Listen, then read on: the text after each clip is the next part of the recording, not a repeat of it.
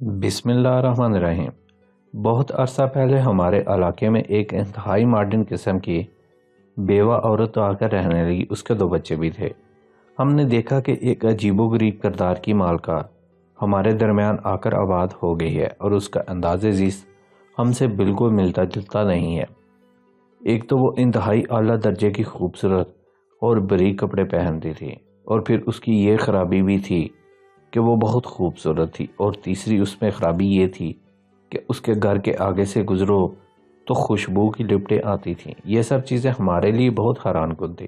اس کے دونوں بچے زیادہ ٹائم گھر سے باہر بھاگتے پھرتے تھے اور کھانا گھر پر نہیں کھاتے تھے۔ وہ لوگوں کے گھروں میں چلے جاتے اور کھانا مانگ کر وہیں سے کھا پی لیتے، یعنی گھر کی زندگی سے ان بچوں کا کچھ کٹ آف تھا۔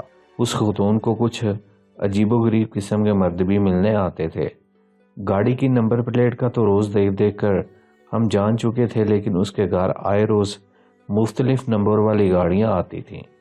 ظاہر ہے اس صورتحال میں ہم جیسے بھلے آدمی اس سے کوئی اچھا نتیجہ اخذ نہیں کر سکتے تھے، اور کوئی بھی شریف آدمی ان چیزوں کو برداشت نہیں کر سکتا تھا۔ ہمیں یہ محسوس ہونے لگا کہ اس عورت کی وجہ سے سارے کا سارا محلہ بدنام ہو رہا ہے۔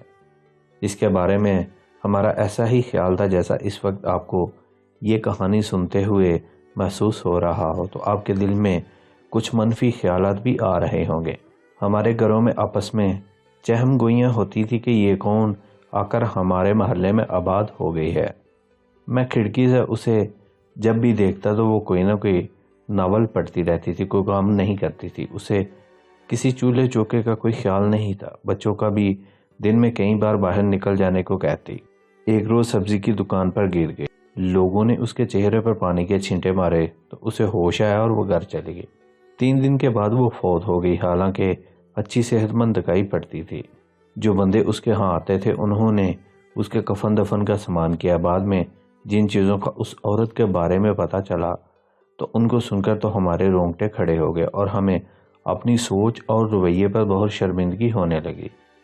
پتہ چلا کہ ان کے ہاں آنے والا ایک بندہ ان کا فیملی ڈاکٹر تھا۔